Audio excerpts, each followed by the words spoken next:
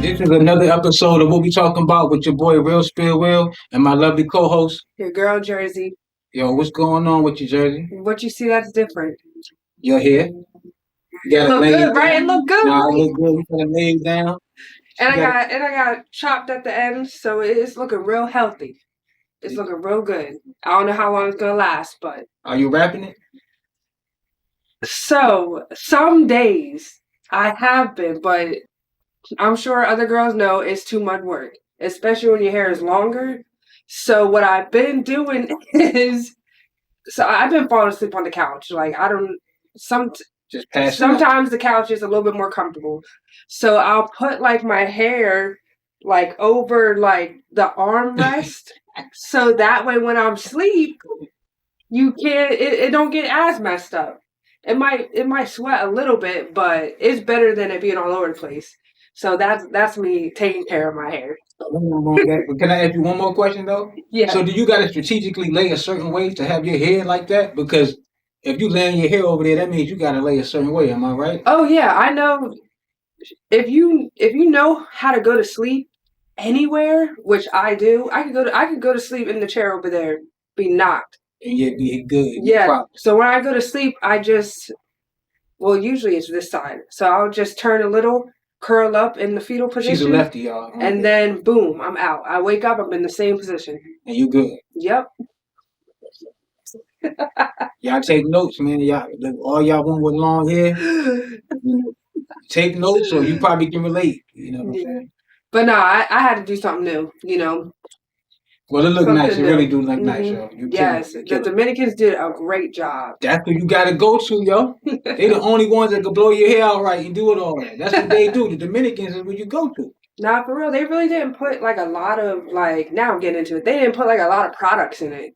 So that's why I'm really shocked that it's staying like how it is so long. Because usually, like for me, like back in Jersey, when I would get my hair done, it would be like oil sheen, this oil, and then it's heavy. Mm-hmm. And then it really would last maybe like 5 days. But yeah, it's been a week now, and it's still fresh. So I'm proud of myself. It's shining. I don't know how I look on camera, but it is gleaming over here. It's shining.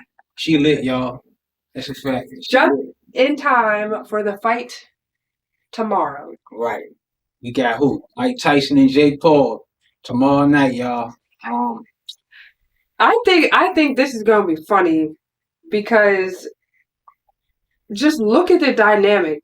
Mm-hmm. Jake Paul and from Mike Tyson. He from Nickelodeon. Like he's a Nickelodeon kid. He was from Nickelodeon? Yeah, he's like from Nickelodeon or some shit like that. Him and his brother, they was. Or he a YouTuber. But something. Yeah, but they came from some shit like that. PBS or something. And it's funny because you remember PBS kids? Yeah, you remember that? They had the little logo turn and all that. Yep. Yeah, when we didn't have. All right, so when I was growing up, I had a TV in my room, but it was antenna. There was no cable connected to it. Yes, so it only had like 5 or 6 channels, right? So I still remember on channel 6, it would be PBS Kids. Well, you had 5 channels. We only had 3 channels. 3? We had on, offense. Yo. those are the only channels we had. I'm crying. But yeah, back to the fight though. But I think, Mike Tyson hasn't fought in 20 years. Okay. He hasn't fought since, 2004 or 2005? 2005, I think. So 20 years you haven't fought? Yep. And he's, how old? He's like, he's 50-something. 59.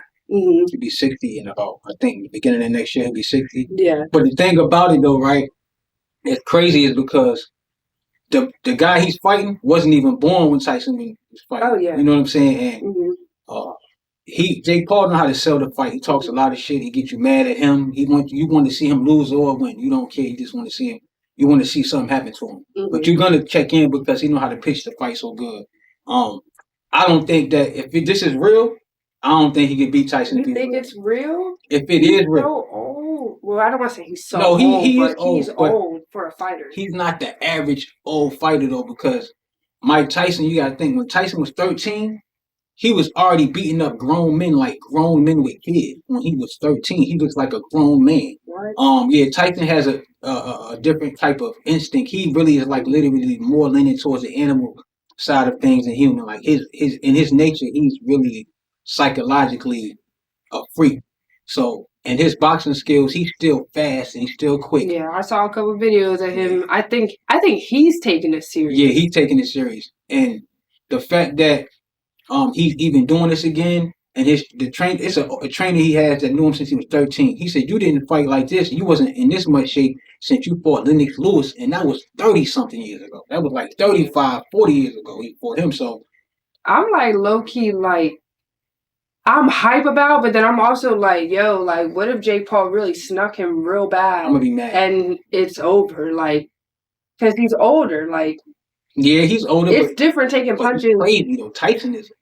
I believe it. Like, yes, I believe it for sure. I've heard people say, "I'm not scared of nobody on this planet," but they said Tyson got an energy that it makes you uncomfortable. Like his. Oh yeah. And I've heard people say you got to watch what you say around him because you never know what triggers them to go off. And when you got somebody with a psyche like that, and breaking news, Mike Tyson just slapped Jake Paul today in the press conference in the last face-off. So the fact that he's that serious, his intensity, the fact that he's that agitated. Now Mike Tyson smokes weed. He has not been smoking weed this whole time he's been training. So that means he's agitated. He purposely put himself in the position to be agitated. I've heard Mike Tyson say the reason why he stopped training because he said the ego comes. And he said when he started training, the ego comes. He said all hell coming with him. He said he's just a whole different type of motherfucker. So only way Jake Paul gonna win is if it's staged. If he win, that means all this shit was fake. That's my theory. I doubt they're gonna make him win. Like if it's rigged or whatever, they're not gonna let Jake Paul win. I don't think Tyson. I think Tyson has too much pride to just go out like that. When he got little kids that never seen him fight before. He got little kids, and the other day in the press conference, he was like, "To my kids, I'm nobody. I'm just an old man. I'm just dad who's an old man." He said, "But after Friday night, they'll see how great I was. They'll get to see why everybody's so crazy." Like for real. Yeah, and it was the way he was looking. He was like, he said, "Yeah, I'm just a nobody to my kids." And I'm like, people like that, you gotta watch them type of. It's like I wonder how he is like he is in the real world, but regular like communication. If he gets mad, and it's just like. Yo. I know he's easily agitated, but they say he is a good guy. Just certain environments can trigger him depending on his mood. You know what I'm saying? He's one of them people where like if he's sitting at a table and he ain't saying nothing and he having a drink, I don't think you should go over there and even deal with it. Yeah, I'm gonna leave that man alone. Don't even say hi to him. So yeah, he's getting left alone. Yeah, so I think Mike Tyson gonna win unless it's some nonsense that go on. He should. I mean, most of his record is mostly knockouts. So. Yeah. He was the youngest champion ever too. He was the youngest heavyweight champion in history. He became a champion at 21 years old, heavyweight champ. That doesn't happen. That does not happen. And so he was the youngest champ. And Mike Tyson is the guy that trained him and adopted him was this white guy named Customato. He adopted him when he was young. I think Tyson's mom was his parents was on drugs. And when he adopted him, he taught him how to fight. And he told people around, he said he's going to be the heavyweight champion of the world one day. He predicted it. And when he died, that's when the vultures came and took advantage of Mike Tyson. Like if Customato didn't die, Tyson's life wouldn't have unfolded like that. The guy that he trusted that took care of him, the only man that he feared. Because he's like a father figure. So it was a time when Mike Tyson ate his ice cream, his ice cream, and tried to hide it under his bed. And Customato came around like, who ate my damn Mike? And Mike Tyson, crazy big ass, scared of this old white man, scared hiding shit from him, but that's the fear of respect. Somebody you look up to that's taking care of you and that love you. So it's just psychologically the way Tyson was groomed as a child. And he couldn't really speak well, but as he got older, right now, he's a great speaker and great talker, and he's very intelligent too. So it's kind of like a Rocky Balboa, but Mike Tyson story. There you go. And then tomorrow Jake Paul Rocky. The Rocky won. Because he ain't winning Rocky 1. He lost. He ain't winning to Rocky 2. I wouldn't even put him in the same category as Rocky. If Rocky was a real person, Jake Paul is done. Yeah, that's a fact. He's done. Yeah, I've seen. I love Rocky. I've seen every single movie. Okay. Even into the Creed. Okay. Which I'm still mad that he wasn't in the last one. Yeah, if you didn't peep, but they didn't say that he died though. No, they didn't. He just wasn't in it. And I had read an article, basically. Sylvester Stallone, he didn't like where the movie franchise was going. Because he wrote it.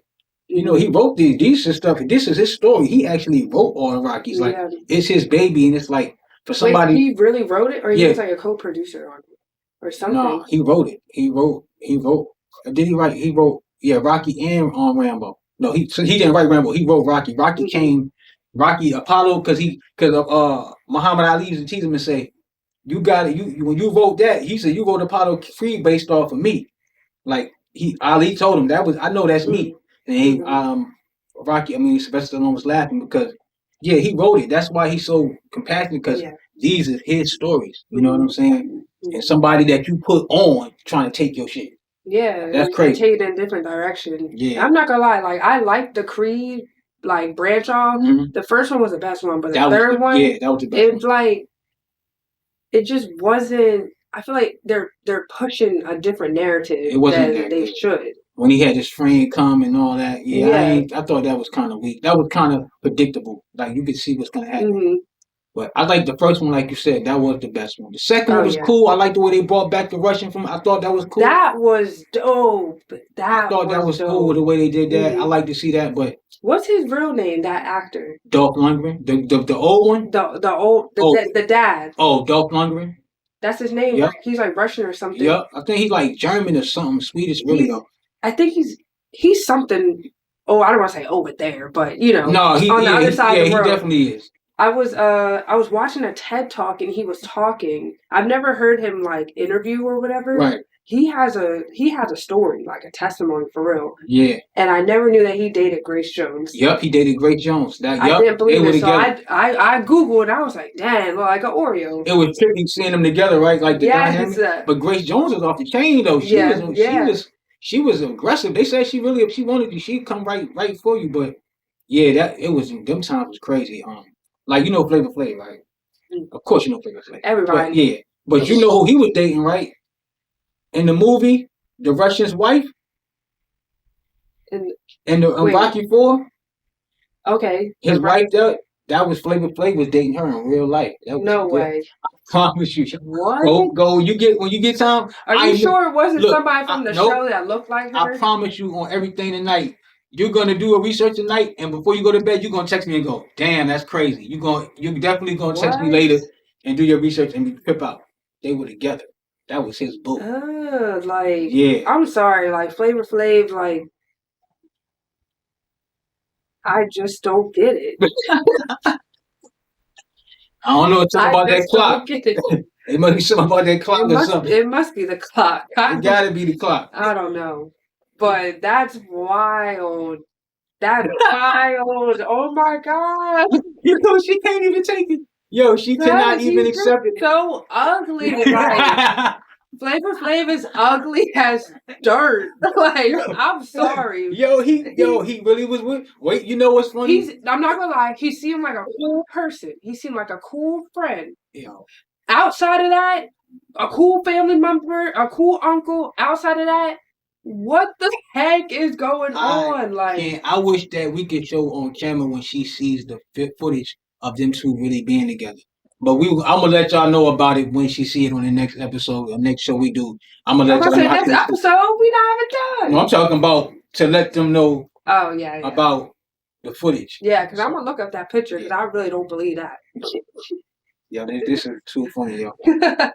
Man, this is messed up, yo. We gotta take another commercial break. Unfortunately, we having fun. We gotta redo that. I ain't like that. Because I was still... Because I didn't know how much time we had left. No. You didn't see when I did yours. Oh, I didn't even see. Just run it back. All right. I'm gonna just be like, that's crazy. Yeah. Which is... Yeah. No, that's crazy for real. I don't know. But Flavor Flav got kids? Flavor Flav got kids and everything. Oh, Lord. Wait, no, yeah, because I'm pretty sure he brought him on the show. That dating show he had. Yeah, Flavor Love. Yeah, yep, he had kids. He had kids and everything. Yeah, I'm going to have to see those baby mamas. I'm going to have to see the whole lineup because, dang. But on that note, we're about to take a commercial break, but we'll be back with what we talk about on Afrovibes TV.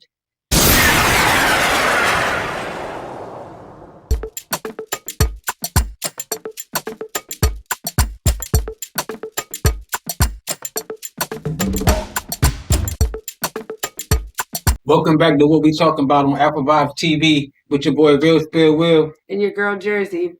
So before the break, we were talking about Flavor of Love. Thinking about like this fight tomorrow with Jake Paul, Mike Tyson, Flavor of Love, that had to be staged. All that had to be staged. Yeah. He probably needed some money, and this was like the ticket. Right. You think? No, I think you no wanted way. something. I think you wanted something for the simple fact that Flavor Flav came from a group called Public Enemy. Mm-hmm. Yeah, I know that. And Public Enemy is like a real powerful group that stood for like black causes and everything and oppression of the black people. So they got a lot of pride about and dignity about being black. So when Flav actually went and did the Flavor of Love, it makes sense what you're saying because it was like they made him do it. It was staged to exploit him because exploiting him is kind of taking a shot at Public Enemy. We got this guy that's supposed to be from this group that's supposed to be standing on business when it comes to black, heritage, justice, everything. And he kind of like, quote unquote, would be labeled selling out by doing that based on what he stood for in that group. So, then he probably needed the money too, because people was watching it. Ain't no problem. He definitely, if he did it, he needed the money. I'm with you on that. I think he definitely needed the money. And like you said, it's no way that was organic. Like I agree, it had to be a stage. Like we don't, because of the setting. Like it's not a TV show, like a real, like a sitcom or something like that. It's not live. Like what's that show called?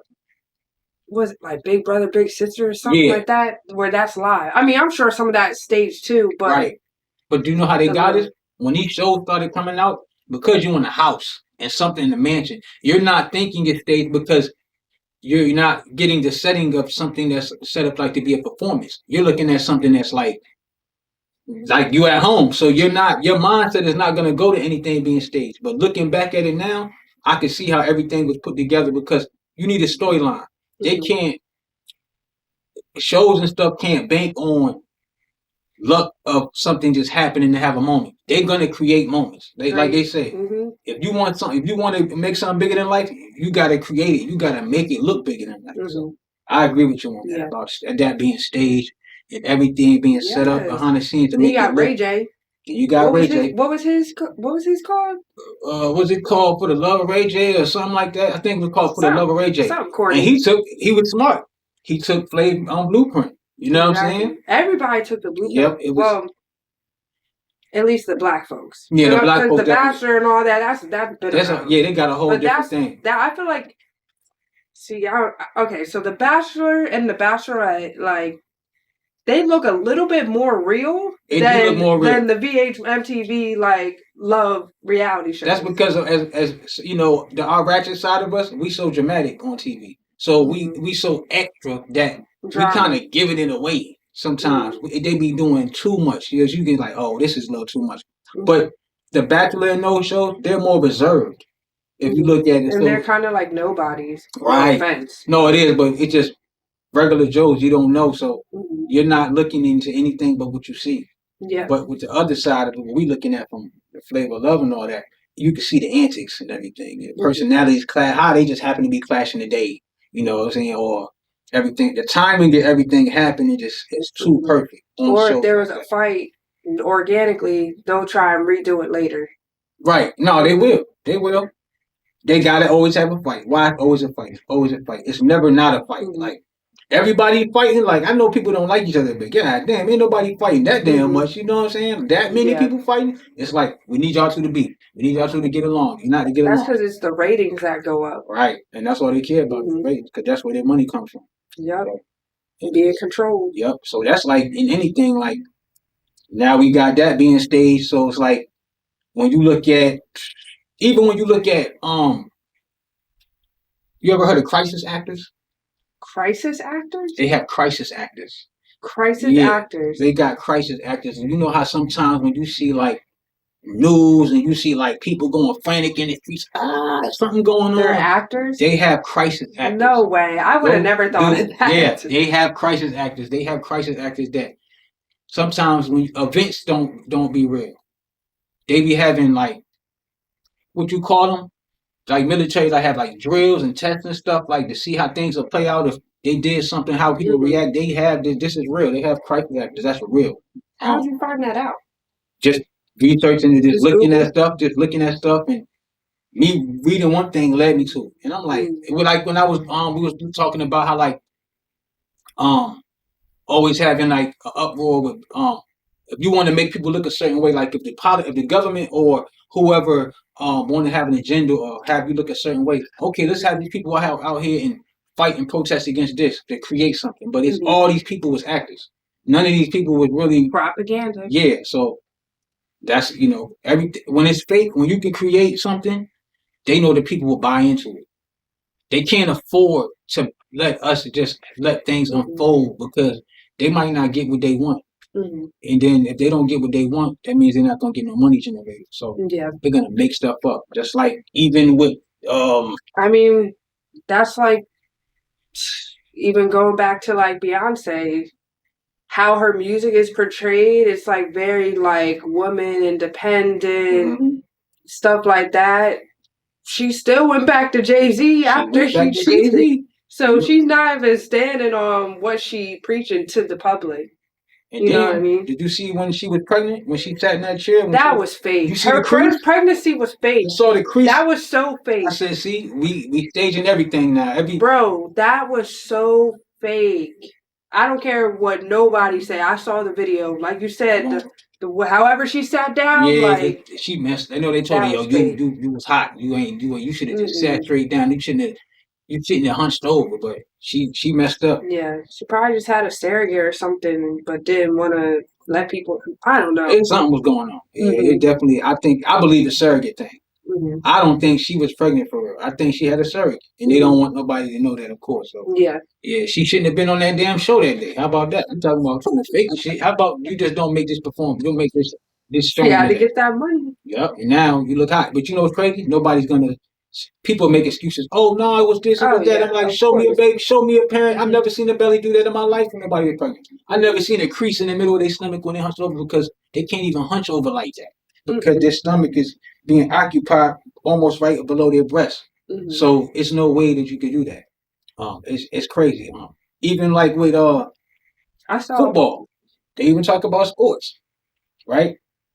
That's funny that you say that because I was watching this video about basketball being rigged.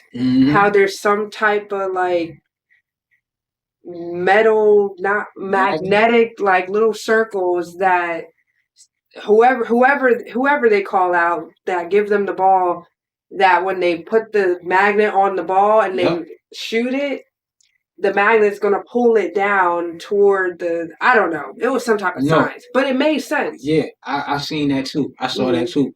And even like the magnet, and you know what? The magnet is really for Steph Curry now, if that's true. Because you watch him and warm up. He not fake. No, I'm not. No, not these. But I'm talking about these shots when he just looking over there. He just throw it from a whole court. Nah, let's don't throw Curry under. No, not even these shots. But when he be doing them trick shots, I'm like, you can't do that, bro. There's no way you can do that 3 times in a row. From in the corner on the other side of the court. And you not looking and you throwing them and they going in. I'm exaggerating a little bit, but he'll do some crazy shit like that, though. Oh, I feel like certain sports are rigged. Like, and I think it's for gambling reasons. Like, But who's in charge of the gambling? The same people that's in charge of the football games. I guess the only people really winning are those people. Yeah, because it don't even matter. See, it's about the money for them. It's about like that's why business is always gonna be based off perception. Because whatever they can tap into that you're intrigued by is how they pull you in.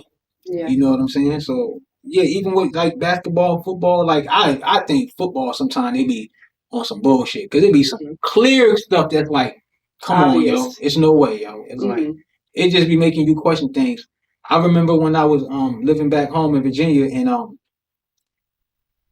my barber, my good friend of mine, he was talking to this girl he knew and she was talking to us when she came in about like what she go to school for. Like she was working for like CBS or some kind of shit like that. And he was asking her questions. I was just sitting there. And he was asking her like, what did she work in? And she was like, yo, if I could tell y'all the stuff that's really going on, it'll ruin everything for y'all. And Hey. then I'm just listening. I don't know her, so I'm just sitting there with him. He's asking the questions like, so, what about this? What about that? And she was like, telling them about a lot of stuff behind the scenes. That's how it's set up and everything. But he was like, but what about sports? What about basketball, football? And she told him, she looked at him and said, I don't even want to ruin it for you. And she looked dead serious, like, I don't even want to ruin it for you. And he didn't ask, and I ain't asked. We didn't want to know. But the way he looked at him and said that, I'm like, damn. That's why I feel like people think that like college sports is more like entertaining because it's real. It's more real. Like these kids is really playing for their lives. Nah, for real. It's definitely real. It's definitely real.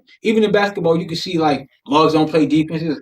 Like LeBron and shit. He just let Muggs go by, don't even be trying to stop him. It don't make sense, but it's like, if you knew how Vegas went with the gambling, they'll be having like over-under spreads like this team's gonna have 8 3-pointers. This player's gonna have 5 rebounds in the fourth quarter. They have little bets like that. So they'll manipulate the game to make sure that some of these bets go through in Vegas so they can make their money. I just saw a guy who had a parlay for LeBron to have like a certain amount of rebounds. And in the game, the fans screamed out to LeBron, one more rebound. I need you to get one more rebound. So LeBron really in the game got a rebound and pointed to the guy when he got it, like, you getting your money. No lie. That sounds rigged. I was like, that's crazy. The guy was like, one more. Like, what's the chance that this guy right here needs one more rebound right now? Right now. And they can get that clip and make it clip up like that. Now, see, as smart as I am, I didn't realize that until you just said that. I was believing it, that was a moment. But now I don't know if it was. Speaking of like perception, you seen that Bronny is in the G League now? Yep. As he not laughing like no, not like not laughing, but like you see the perception. They just wanted him to play at least one game, get the good picture, hype up the fans, hype up history. Boom, G League. They should have let me write this whole script if they was gonna do that. Can I tell you why they should have let me write the script real quick? Because they messed up. They didn't even do it right. Now, see, if you building a story up, this is why I wanted to really do a book, but that's not a story. When you building up something, you gotta build up to something, right? To the moment. If you would have put him in the G League first and let him grind it in there, work his way up and be like, hey, he looking good, and then now look, around Christmas time, you could have brought him in. You could have brought him in like the third weekend or the second week in December. Say he's improving. Tell the bullshit story that he's getting better. Because y'all lying now anyway. So tell the story that he's getting better.